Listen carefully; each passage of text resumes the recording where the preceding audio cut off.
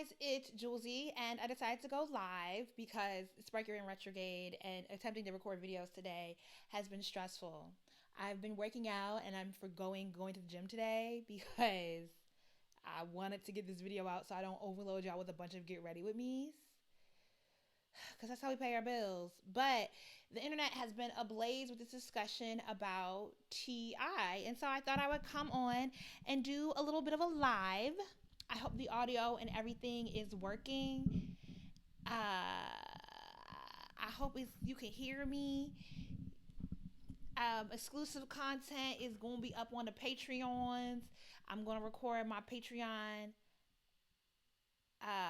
podcast. Why did everyone talk about I don't know what else is happening on YouTube. I didn't even think to look before I went live. I'm like, look, girl, I got time. I don't know. What else is happening? Like, y'all talking about me and Kim going live at the same time. Girl. Oh, we're both talking about TI. Well, dual screens, yo. Y'all got this. All right. Anywho, let's just get into this discussion because I don't have a whole lot of time to be on here. So, TI apparently was on a podcast episode, and was it Angela Yee? Whose podcast was he on? I read it on madamenoir.com, which I think is the article that made everything go viral, because they linked to the podcast episode. It was a podcast with two other women, and he was talking about how he believes after his daughter's 18th birthday, he put a note on her door that said 9:30 p.m. 9:30 a.m. gyno appointment, and he proceeded to go to the gynecologist with his daughter. Now, apparently, according to him, he says that Elias always coming through. Shout out to you, boo. He says that he discusses the fact that he had to get permission because when you go to the doctor and you go to the gynecologist specifically, the OBGYN is supposed to say, do you want your parents in the room? Even if you're under 18, I believe, I remember from my experience going to the gynecologist as a 16-year-old, you're supposed to tell the patient that they have to give consent for someone else to be in the room with them. And it is, so he kind of mentions in the podcast that some sort of exchange happened about the consent thing. And then he asked the doctor to check her hymen, in which he proceeds to check his daughter's hymen for her virginity.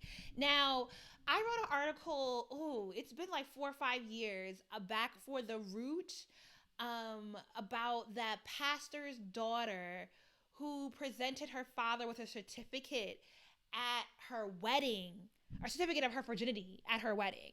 And so this is like an age-old thing, and there's just a lot happening around this discussion that is crazy. Okay, first off, T.I. is trash, right? Like, T.I. is just not a good person. Like, he has really bad politics. He spoke at the YouTube Black thing. Jackie Aina did a wonderful job interviewing him. I kept my hand down because every single question I had was going to disrupt the hell out of that event. One, how you interviewing Alex Jones, high-fiving him, giving a conspiracy theorist any sort of credence on your podcast. Two, the way the discussion around him and his wife, and the way he talks about the ownership of his wife's vagina, his wife's sexuality. The way he then talks to his sons in comparison. And it's like, my nigga, you're on TV. Like, we seen how you have applauded your sons for their, I want to say productivity, but that's not a word, for their sexual prowess. And then you turn around and you want to police the autonomy of your daughter's body. I think, I would hope that in 2019 we've moved past this sort of level of patriarchy and this level of trying to control particularly the Black female body. And it's crazy because, oh man, I was reading No Mercy Here by Sarah Haley, and Storming Caesar's Palace. Bitch, I was reading some book. I don't remember what the book was. One of these history books about Black women and how they're during the Jim Crow era and their activism. And it was talking about like how Black women in the Delta would go to the doctor, and the doctor would tell them to cure different ails would be to have more sex. So this idea of like the way in which we view Black women's sexuality really entangled with a very racist system, right? In that the it's just so tricky, right? Doctors were telling black women to have more sex because they wanted black women to have more children because more children is more labor. Right? Whether it was slavery, whether it was sharecropping, whatever. The idea is that the more you produce, the more we can take monetarily from the children that you produce in their labor. And so now we have this idea that black women are prone to being more sexual and are more likely to come back as young mothers, and all this sort of negativity that is, there's this long history about how we even got to this train of thought about the way we view the black woman's body. And so for T.I. to, one, participate in this and think he's being a good father, and then two, to publicly discuss it on a podcast,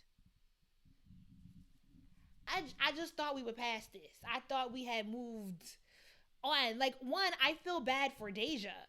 Like, this is like the public discussion around how her father invades her privacy is in two tiers, because I'm sure she strongly loves her father, regardless of these negative actions he's taking. And so in one breath, you want to defend your father, but also in another breath, you have every right to defend the autonomy you have over your body. And no one wants to see their vagina or their hymen enter into public discourse. I don't even know why T.I. thought it was a good idea to, like, before we even get to his actions, why did he think it was a good idea to even discuss this in the first place? You know, like, what, like, this is crazy. Then I think it's crazy for Charlemagne and DJ Envy, and I don't know why Charlemagne gets to be seen as an intellectual, because he consistently has shitty ass politics as well. Will get, and any man who gets up here, or any person, because, you know, patriarchy has no gender, and I've seen women participate in this discussion about, well, at least he's being a good father. At least he's checking on his child. This is not good fatherhood. And I'm a person who actually believes that there is room for us to expand how we define good fatherhood in the context of black men. But I also think that we set the bar really low on how we celebrate black fatherhood. And those two things can both be true at the same time, right? That we can give more grace to a community that has largely been left out of economic equity, and how we view, like, basically your fatherhood as an ability to provide wealth for his family. But also the fact that, like, we literally think that a nigga just physically being present is, like, enough. And no, you cannot physically be present and then inflict trauma to your children and that be considered good. Like, you can't, the idea that simply because you're there is not enough. You also have to, I thought we were moving the conversation past celebrating the ways in which our parents traumatized us and actually talking about it as generational trauma, and untethering ourselves from this trauma that we have picked up from the ways we've been socialized and the experiences we've had in life, and not passing that on to our children. And with the wealth that T.I. has, he should be past this. Okay, so then we have to get into the whole social constructs around, you know, femininity and womanhood and virginity and the hymen, right?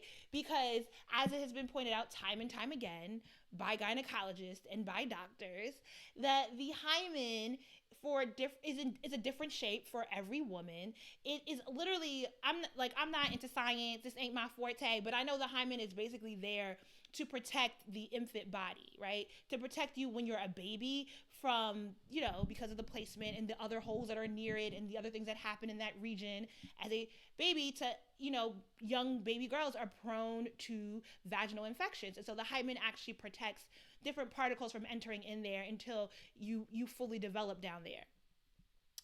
And so everyone doesn't have a hymen that is going to cause bleeding. Everyone does not bleed.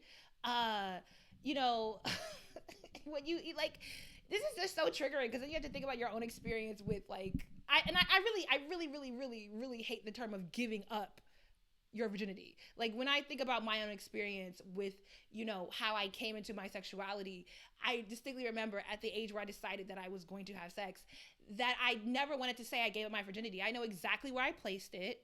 I know exactly who I allowed to participate in the experience with me. And if anything, I felt like I opened up the cookie jar. That was it. That's how I was like, yes, I let this Negro open the cookie jar. He ain't even deserve it, but it's okay. And then I walked to the A train right after and called my mama and told her what I did. That's how that went down. But it's just like this idea that we have around virginity that it wholly is a way to shame women. Because we don't at all have this idea around wholesomeness and virginity around men. And if your daughter is 18, she's an adult. Like, what are... There's literally, I don't know how people are coming to the conclusion that there is something positive to take out of this. And I'm really concerned because T.I. got up on a podcast. Nobody challenged him. And then nobody in his social circle is challenging him on this, I take it. You know, virginity is not a gift. Like, come on. You can understand there are different ways to talk about how you give someone access to your body without relying on a social construct that was literally is created to control the female body. That's it. The idea of virginity is largely in our society used as a power dynamic to say that men have power over women. That we are going, and I don't think there's anything wrong with people who see a virtue in saving yourself to marriage.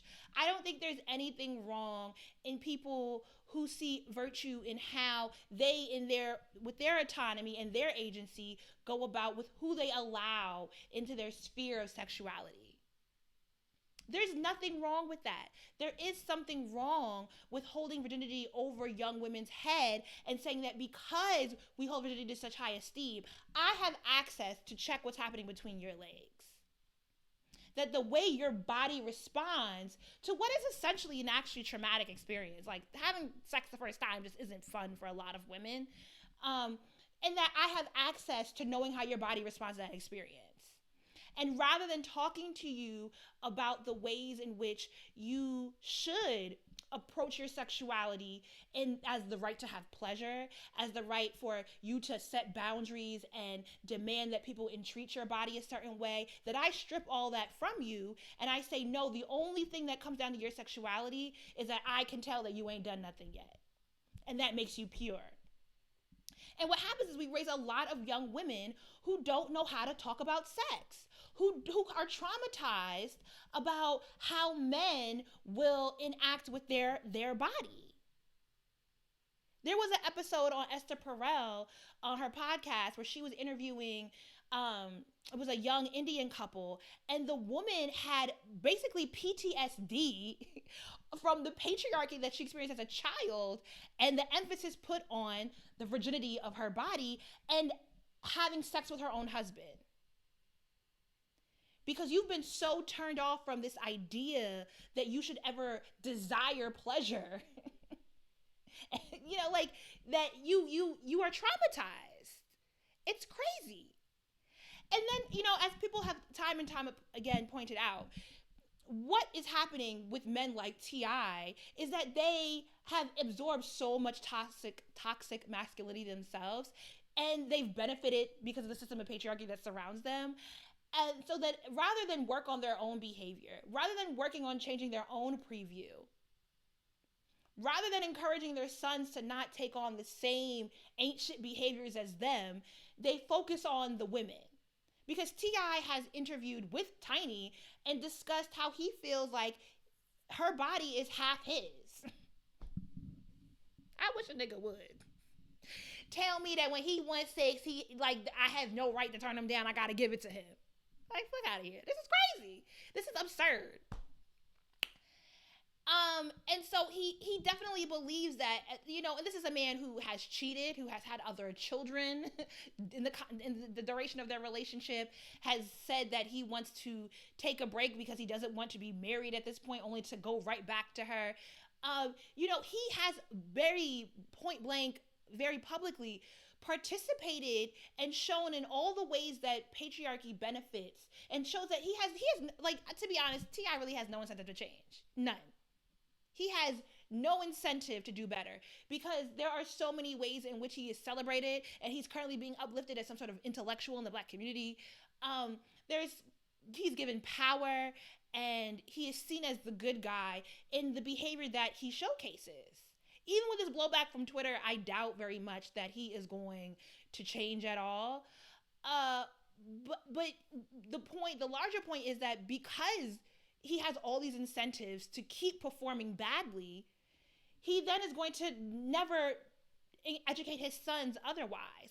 And instead, he's going to traumatize his daughters, pray for Harris, into absorbing all this fear of the potential trauma they're going to get from men, rather than encouraging them to have and showing them the way of having emotional maturity to be able to set firm boundaries, to be able to ensure that men earn, not because it's like I really hate that we've deduced our value to earning our pussy.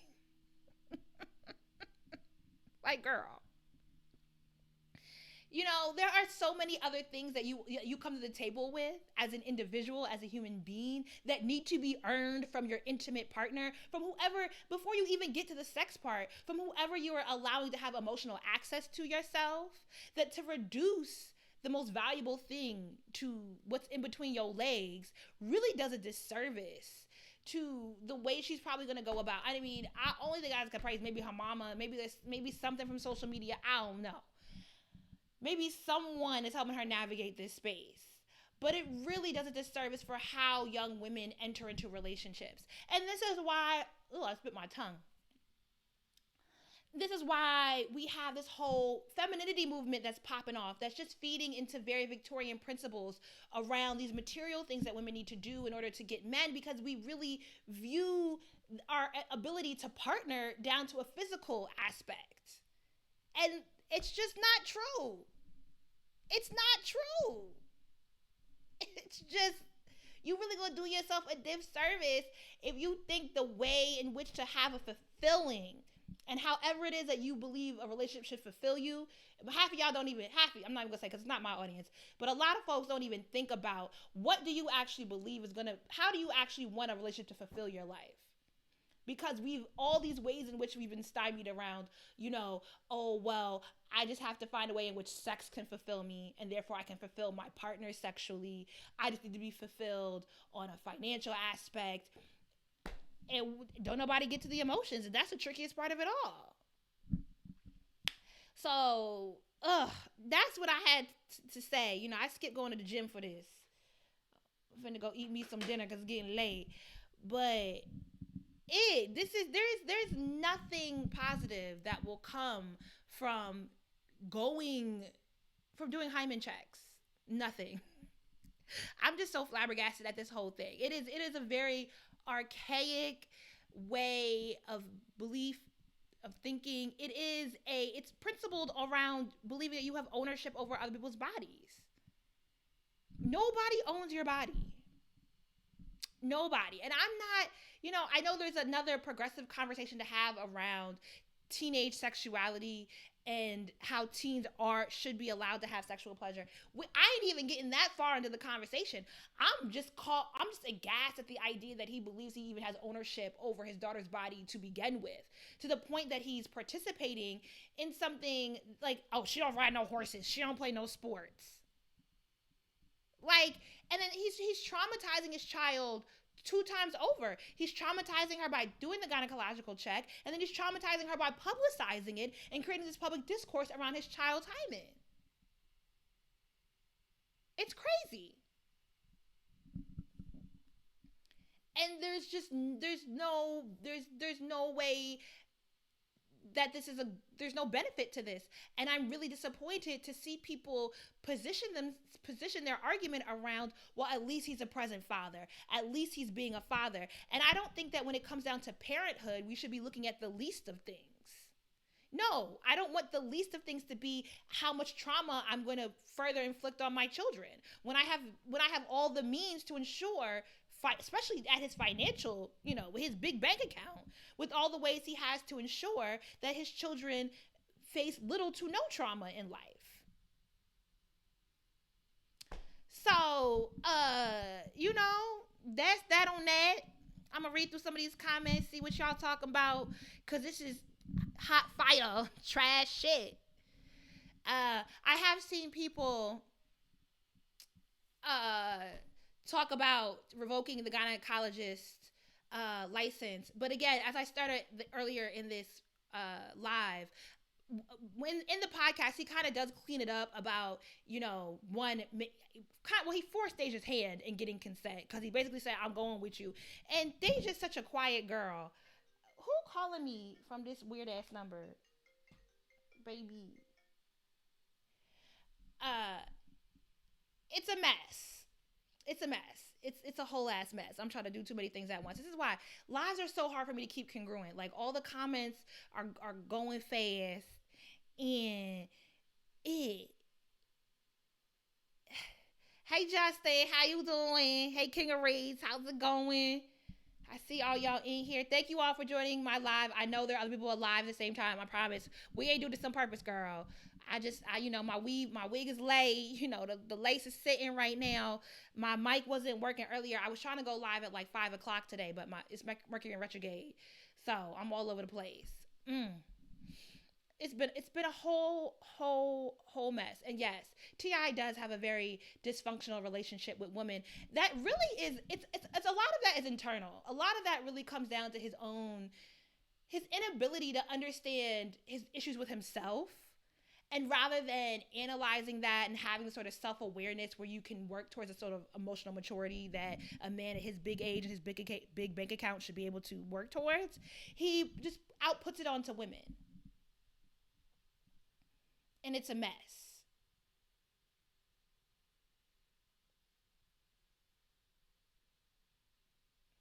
Who is out here claiming that we don't know how other families are governed in other countries? There's a reason why their communities are stronger. Okay, let's have a quick discussion. There is no community in this world that is stronger than the Black community. Y'all just don't read books. Y'all don't know y'all history when y'all make statements like that. Every community has their issues. What makes you believe that the Black American community specifically is not as strong as, say, another community in the African diaspora is that we're the loudest. We're the most visible. We have one of the strongest civil rights movements out of everyone, okay? Like, your ability to be able to peek into our community and see what's going on is because we have very loudly struggled and fought for our rights very vocally in the ways that a lot of other communities have not had the access to. And I'm not going to ever say that other communities have not struggled like us, but there are different politics that are happening, different violences that can happen against your livelihood in other countries. And being in America, which is on its way out as a world leader, but, you know, historically, previously was a world leader, there's just a different dichotomy in how visible our community is and how visible our freedom struggle has been, that people feel as if they can say that supposedly other communities are stronger than ours when they're not. We all have social ills. We all have less than members of our community. We are all negatively impacted by colonialism, by slavery, and by patriarchy. And just because other cultures, I mean, like, legit, when I was in college, I did a whole paper on female genital mutilation. Right? Yeah, no, we're not the only community. Hymen checks are common amongst a lot of colonized communities. Because when you revoke the power from men, they turn inward and they proceed to revoke the power from those beneath them. And so, yes, you know, imperialism and colonization has heightened this sort of hierarchy that really puts women and children at a loss. And so it's not necessary. Like, I don't even know how y'all, like y'all are, when people make this suggestion that particularly other families and other communities are stronger, it's like, y'all really gonna ignore their patriarchy?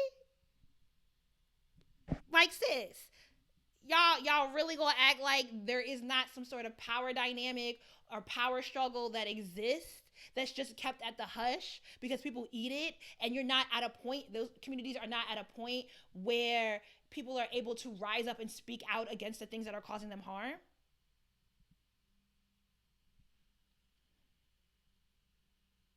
There is nothing wrong. Like, look at her, girl. I hope you not subscribe to me, because that's some bullshit for anyone to come up here and talk about look at our single mother rates. First of all, Like, the history is there, and I've talked about this time and time again. So no, I don't have a lot of patience for people that try to posit as if the rate of single black motherhood is really a negative.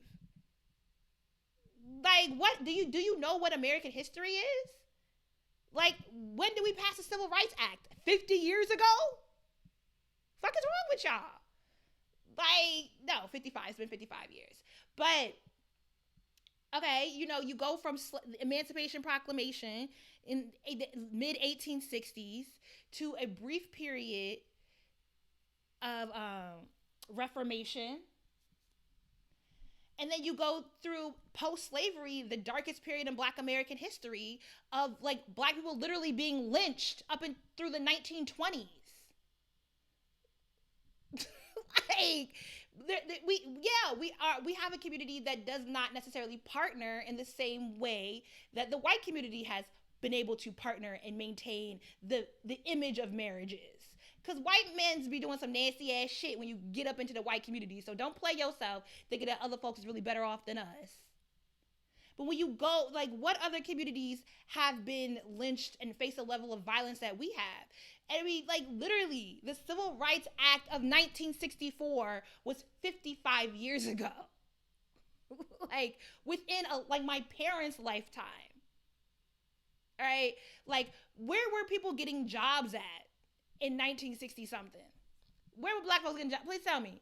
Because as of 1960, I want to say 63, like 75% of Black women were working in white people's homes. We weren't even eligible for unemployment until like the 1980s. Right? The act that was the Social Security Act of 1935 that came up with the aid for dependent children, which has been turned into what modern welfare is. When it was first launched, Black people were not eligible. And then when they allowed Black women to get on welfare, they said that you could not have a Black man in the household, and that we couldn't have a man in the household, and they created all these rules that basically kept women stuck, because the idea was we wanted to keep you working as a low labor worker in the house. We don't want you, we talk about civil rights, but we don't really talk about the economic struggle that has been consistent in a lot of the civil rights movement, and how it's changed over the years to focusing on getting jobs for college educated Blacks. But there's a long history to the labor struggle for essentially blue collar Black folks.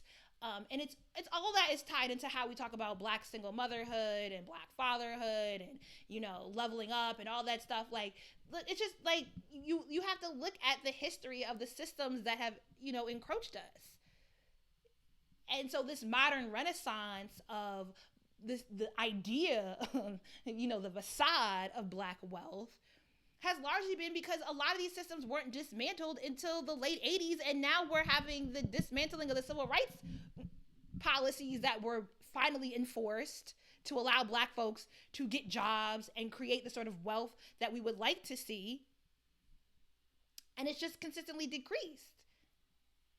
So I don't know, y'all be reaching with some of these takes.